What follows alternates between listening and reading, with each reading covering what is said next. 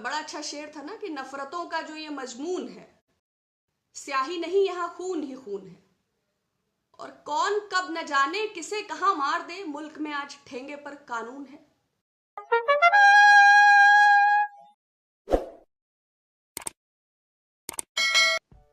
नमस्कार, कैसे हैं आप सब।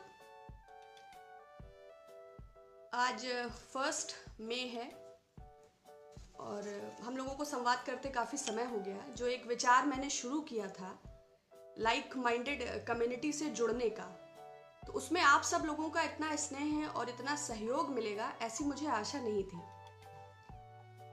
मैं बहुत आभारी हूँ, मैं हृदय से आपको स्नेह व्यक्त करती हूँ और मैं ये पूरा प्रयास करूँगी कि अपनी वाणी पर संयम रखते हुए बहुत मर्यादित तरीके से मैं अपनी बात कह सकूँ, क्योंकि कुछ लोगों से जुड़ना और विचारों को साझा करना मेरा उद्देश्य था। उसको इतने सारे लोग अपनाएंगे, इस भावना से मैं बहुत अभिभूत हूँ। अभी भी मैं बिना बताए लाइव हूँ। आपके कुछ क्वेश्चंस को मैंने जनरली 4-5 जो चीज़ें बराबर आती हैं उनको मैंने लिया है और कुछ और पॉइंट्स को लिया है। तो first of all many thanks to all of you, a very humble response from my side for all your affection, for all your blessings, for all your kind words and for everything. तो बहुत आभार। ये सिलसिला यूं ही जुटा बना रहे, जैसे आप लॉकडाउन ओवर होने का या 3rd का वेट कर रहे हैं, वैसे ही हम भी कर रहे हैं और सब कुछ अच्छा रहे, ये आशा है। ये संवाद इसी तरह भले ही गैप्स हो जाएं लेकिन इस प्रकार से बना रहे, इस आशा से हम हमेशा जुड़े रहेंगे। दूसरा, जो मुख्य क्वेश्चंस आए हैं, और आज मजदूर दिवस है, हम आप सब किसी न किसी रूप में मजदूर हैं, कुछ दिहाड़ी, कुछ वेतन भोगी, कुछ अवैतनिक। तो शुभकामनाएं लेबर डे की। तो बहुत सारे लोग लिखते हैं कि मैम आप नमस्ते का जवाब नहीं देती। आपको सबको मेरा नमस्ते।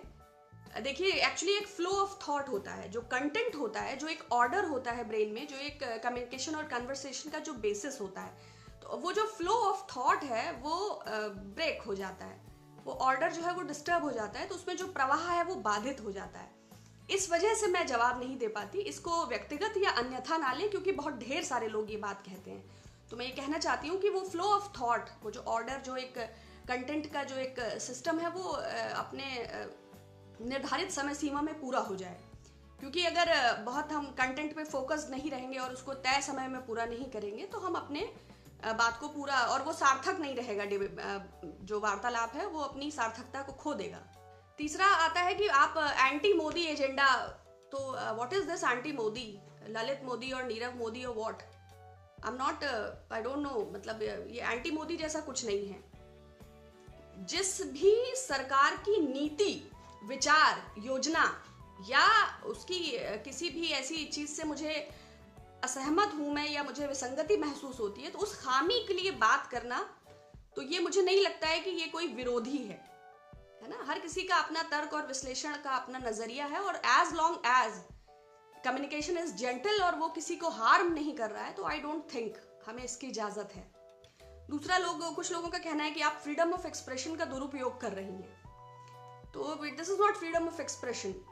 मैंने कहा कि अगर मुझे किसी नीति से, किसी विचार से इत्तेफाक नहीं है, तो उसको प्रकट करना या उसको अपने तर्क के आधार पर कहना ये गलत नहीं है, क्योंकि फ्रीडम ऑफ एक्सप्रेशन का राइट तो अर्नब गोस्वामी जी के पास है, रूबिका लियाकत जी के पास है, अंजना ओम कश्यप साहब के पास है, संबित पात्रा जी के पास है।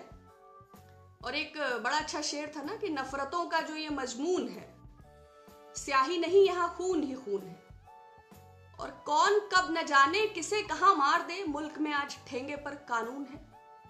तो इतनी हिमाकत, तो फ्रीडम ऑफ एक्सप्रेशन की हिमाकत मुझे नहीं लगता मैं या मेरे जैसे बहुत सारे लोग कर सकते हैं। हाँ, राइट टू डिसेंट, असहमति का अधिकार जरूर है।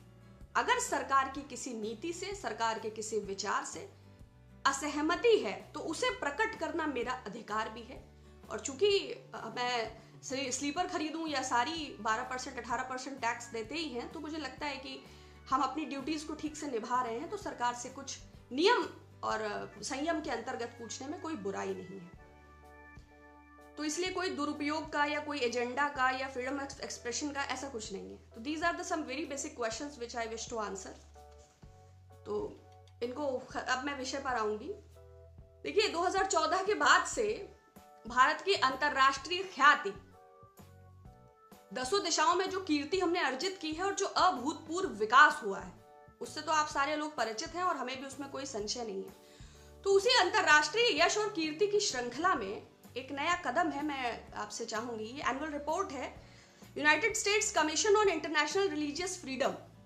इस आयोग ने अपनी रिपोर्ट में ये मेंशन किया है कि जो पहले से इस लिस्ट में कुछ नाम थे, पाकिस्तान, तुर्कमेनिस्तान, तजाकिस्तान, उत्तर कोरिया, अब इसी में नए भी 5 नाम जुड़े हैं जिसमें भारत भी है, नाइजीरिया, सीरिया, वियतनाम, इंडिया। तो ये एक इसमें इन्होंने एनटीसी जो सिटीजनशिप अमेंडमेंट एक्ट आया था उसका जिक्र किया है, हमारे गृह मंत्री जी के कुछ स्टेटमेंट का भी इसमें जिक्र किया है, वो दीमक वाला। तो ये भारत की ख्याति जो है अब से संबंधित कदम था, तो मुझे लगा आपको जरूर कहना चाहिए। दूसरा, ये गल्फ कॉपरेशन काउंसिल और ऑर्गेनाइजेशन ऑफ इस्लामिक कंट्रीज का और यूएई प्रिंसेस का जो पूरा मैटर था वो हम लोगों ने पहले इस पर बात किया था। यूएई की प्रिंसेस ने भी अपने ट्विटर हैंडल पर इंडिया को रिलीजियस टॉलरेंस के लिए प्रे किया। जब हम लोग छोटे थे तो हम सुनते थे कि अरब के कानून पत्थर मारते हैं, कोड़े मारते हैं, हाथ काटते हैं, वहां ताले नहीं हैं। आज एक ऐसा देश जो एक स्पेसिफिक रिलीजन को फॉलो करता है, इंडिया जैसे कंट्री को, जहां विश्व शांति और हम अग्रदूत रहे हैं सदा से, सदियों से, सनातन से, तो उस देश को एक यूए की प्रिंसेस ये ट्वीट करके अगर प्रे कर रही हैं, तो हम अंतर्राष्ट्रीय कीर्ति के किस शिखर पे हैं और हमने क्या ख्याति अर्जित की है कि हम इस commission, United states commission on international religious freedom की लिस्ट में आए हैं और उन देशों के समकक्ष खड़े हैं जिनके लिए हम कभी मिसाल थे। तो निश्चय ही हमें ये सोचना जरूर चाहिए कि जो कीर्ति, जय जयकार जो भारत की लगातार हो रही है, कुछ लोगों ने ये भी बराबर कहा कि ट्विटर पर पीएम और प्रेसिडेंट ऑफ इंडिया को अनफॉलो कर दिया। हर बात पे हमेशा बोल पाना संभव नहीं होता, मैं घर पे होती हूँ, तमाम काम होता है। तो देखिए, इस पर तो मैं कुछ नहीं कहना चाहूंगी, क्योंकि मुझे तो लगता है कि अमेरिका पर आक्रमण कर देना चाहिए, नहीं, निशान मिटा देना चाहिए दुनिया के नक्शे से अमेरिका का। अमेरिका के प्रेसिडेंट की शान और शौकत के लिए 120 करोड़ का जो भव्य आयोजन हुआ और 21,000 करोड़ का जो व्यापार वो भारत से लेके गए, ताजमहल उन्होंने दर्शन किया, मोटेरा स्टेडियम उनके लिए बनाया, और शायद वही पहले जमाती थे जो अहमदाबाद में कोरोना संक्रमण की हालत ये हो गई है। उनके लिए हमने गरीबों के आगे 22 किलोमीटर लंबी दीवार खड़ी कर दी।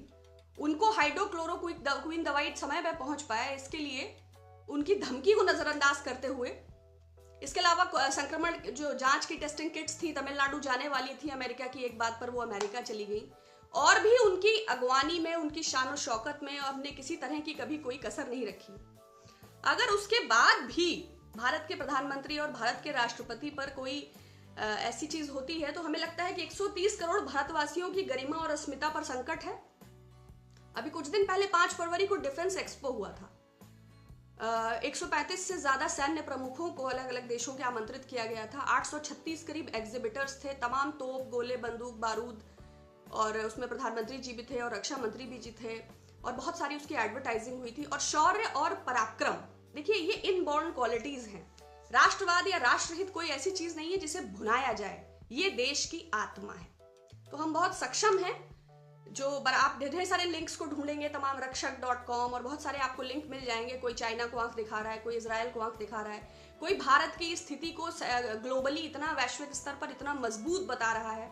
तो उन लिंक्स पर अगर हम भरोसा करें तो हमें लगता है कि आप अमेरिका को तत्काल सर्जिकल स्ट्राइक भारत को करना चाहिए, या फौरन सर्जिकल स्ट्राइक नहीं कर सकते हैं तो कोई कूटनीतिक तरीका अपनाना चाहिए, क्योंकि इस समय आधा भारत तो भोजन की लाइन में लगा है और बचा हुआ 25% जो है वो राशन की लाइनों में, जहां सर्वर डाउन है। तो पहले कैशलेस हुए, फिर जॉबलेस हुए, अभी ब्रेनलेस जैसा फीलिंग आता है। तो नहीं, सर्जिकल स्ट्राइक तो एक कूटनीतिक तरीका है। भारतीय जनता पार्टी के पास एक बहुत मजबूत आईटी सेल है जिसने गांधी को बर्बाद कर दिया, जिसने जवाहरलाल नेहरू की लिगेसी को तबाह कर दिया। वो इतना सक्षम है, तो डोनाल्ड ट्रंप का ऐसा ऐसा मीम या ऐसा ऐसा फोटोशॉप या ऐसा ऐसा doctored, morph tailored, edited video बनाया जा सकता है कि अमेरिका खुद ये स्वीकार नहीं कर पाएगा कि वो महाशक्ति है। कैरेक्टर एसेसिनेशन, ये बीजेपी की बहुत अच्छी पॉलिसी है एक, और मजबूत संगठन भी है। इस पॉलिसी के अंतर्गत जिस धारा, जिस विचारधारा, जिस व्यक्तित्व और जिस कर्म से आप जीत न सके, उसे बदनाम कर दें। जब आप उसे बदनाम कर देते हैं तो बच्चे पूछेंगे ही नहीं कि गांधी ने क्या किया था, वो कहेंगे नहीं वो तो बच्चों के साथ सो जाते थे। बच्चे पूछेंगे ही नहीं कि नेहरू के पिता श्री मोतीलाल नेहरू आला दर्जे के वकील थे और 1928 में उन्होंने संविधान का पहला एक मसौदा बनाया जो स्वराज डॉक्यूमेंट कहलाया। तो बच्चे तो सीधा एडवीना और माउंटबेटन की बात करेंगे। तो इस कूटनीतिक कैरेक्टर असैसिनेशन की प्रक्रिया से हमें लगता है कि हमें डोनाल्ड ट्रंप के इमेज पर हमला करना चाहिए।